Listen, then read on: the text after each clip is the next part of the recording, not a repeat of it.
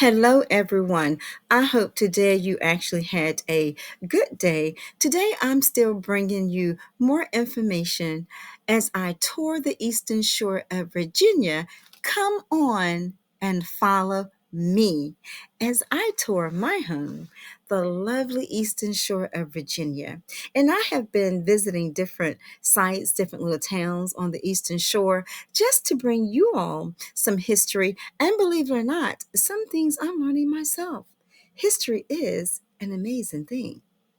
Today, I was able to talk to someone, and as I was visiting with the individual, they had so much history that they had have saved over the years, and they allowed me to view one of their books. And as I was going through the books, I saw many, many pictures, historical pictures, even of family members, of obituaries, which I'm not crazy about looking at obituaries. But then I came to this, this picture, Tidewater Institute, Tidewater Institute of Chesapeake, Virginia. And this was actually on the eastern shore of Virginia on Cobb's Station Road.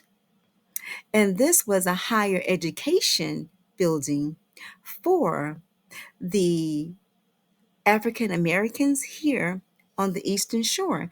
And as I was continuing to go through his book, there was one for the ladies and one for the men.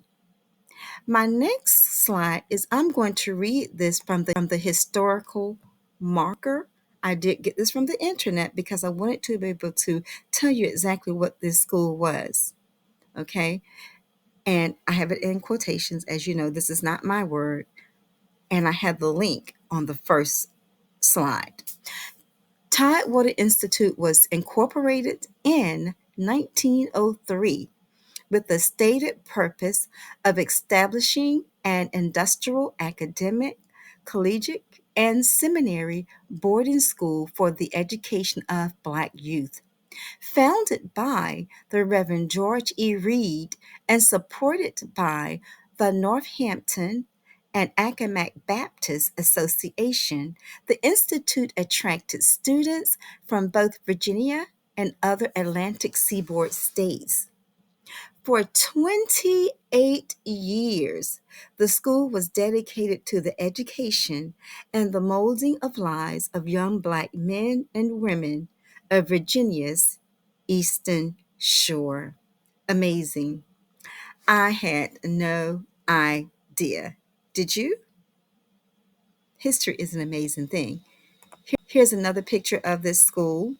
And this shows basically says save our school. At this point, it appears that the school may be having some financial issues and they're asking for help, and or they might just want to help extend their borders is what they were trying to expand. But like I said, they had one of these Taiwan institutes for the ladies and one for the men.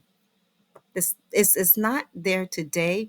I believe where the school was, there is a house that sits on the property. You can Google the information per the link. If you can't click on the link, you can just paste a copy and paste it into your browser. This is actually the school song, and to actually see it, I would actually have to go back to look at it. I can see some of the words really good, but I think if you took a picture of it, you could probably see the words better. All right. But this is that school's song, the Tidewater Institute school's song.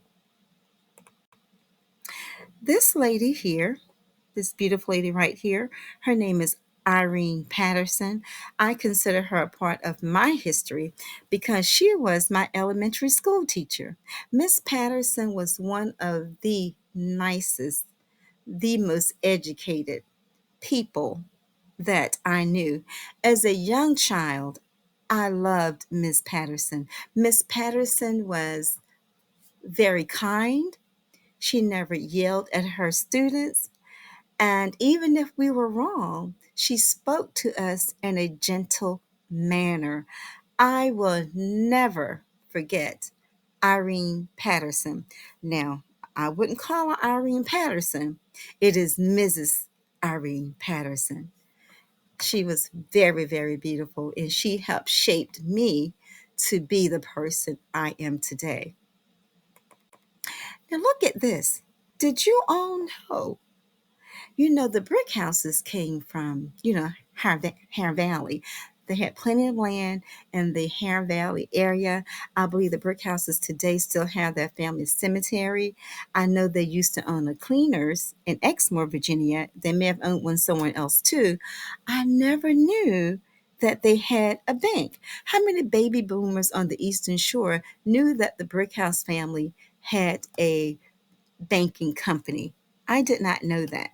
But this particular person had a copy of this in their historical book. And I was like, wow, the brick houses had a bank also? And yes, they did. They had a bank.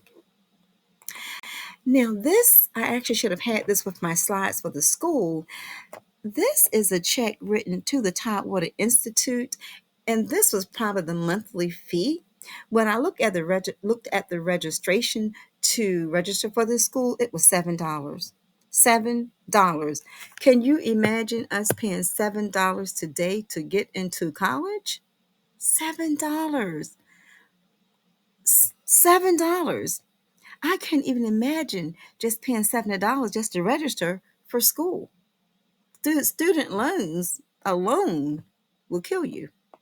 Student loans. So if you don't have to get student loans, please don't get any, because they are difficult to pay back. It's not easy, especially if you run into trouble and you're trying to pay those off and take care of everything else. If you can take a skill, take a skill. But back here, this is, and $7 back then was probably a lot of money for people. $7. Okay. This is a book I want to read. It's called Landmarks, and this is Landmarks of the Eastern Shore. And this was written by Miss Frances Bibbins Lattimore.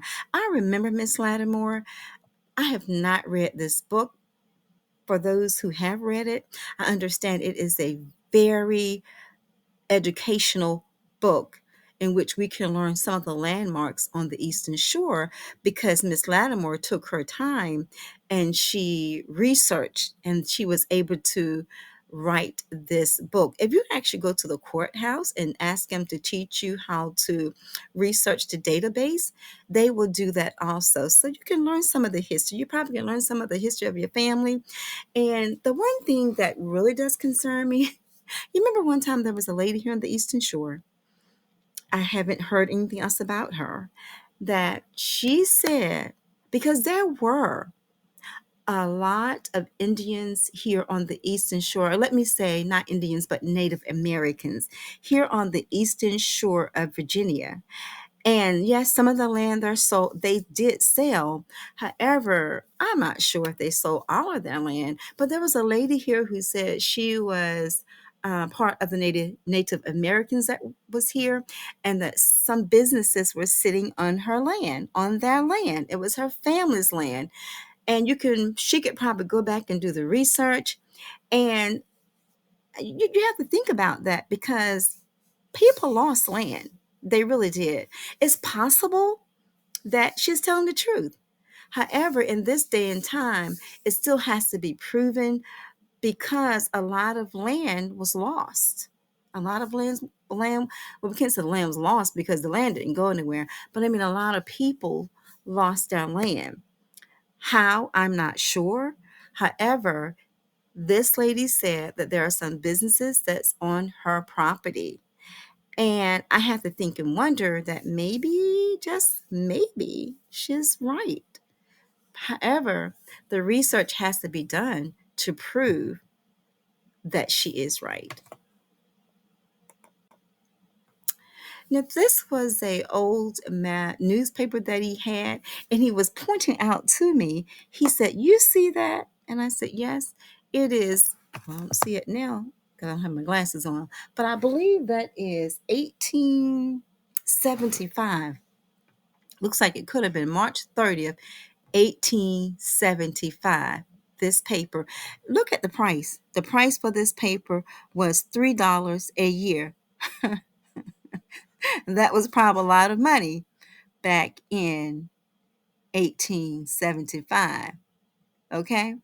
If you think you can pay $3 for a annual paper, for the paper annually, that's not going to happen. It's going to be more like $30 or $40 for the Virginia Pilot. I'm not sure. It might be 10, might be 15. I haven't had the Virginia Pilot in a long time. We used to get it, but we stopped getting it. My last slide is actually this is the 14th census of the United States. The 14th census of the United States. It looks like it was 19 with a population. I think this was probably the population may have been on the eastern shore at that time. And I'm not sure if it's both counties or if it's one county. I do not want to say, but if you can magnify it, hopefully you'll be able to see all the little details. I did not have my glasses on while I was taking a picture of this. And however, I can magnify it. Let me see what that says. Hold on just for a second and see what this actually says with this census. Because I'm thinking it might be both counties. I hope not.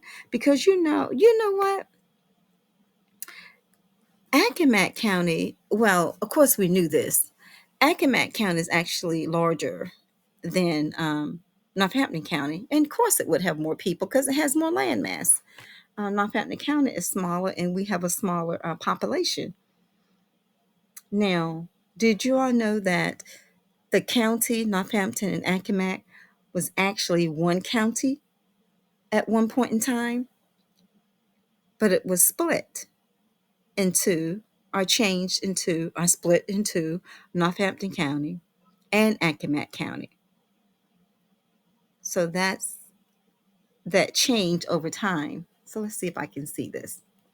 So I really still can't, well, let's see. It says this is, I really can't see what district it is though. Whatever district, looks like it could be 22. I don't think it's, or it could be 122, but it might be 22. So I'm not sure because it has supervisor's district number and there's another district number. So I'm not sure what county this is. It's 1920, and then it has slash population. It's the 14th census of the United States. But I do not see exactly, well, it is of the Eastern Shore. I'm just not sure if it's one county or both counties. That's my history lesson for today. And not that I'm trying to teach history. However, I thought this was so amazing. I'm like, I'm going to have to come back and visit you so that I can sit down and take a look at all the other things that you have that pertains to history.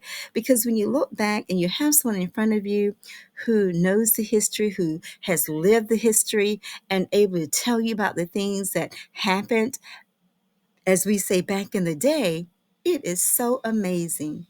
Until the next time, follow me as I tour my home, the Eastern Shore of Virginia, for my next town or for my next little city. Stay tuned.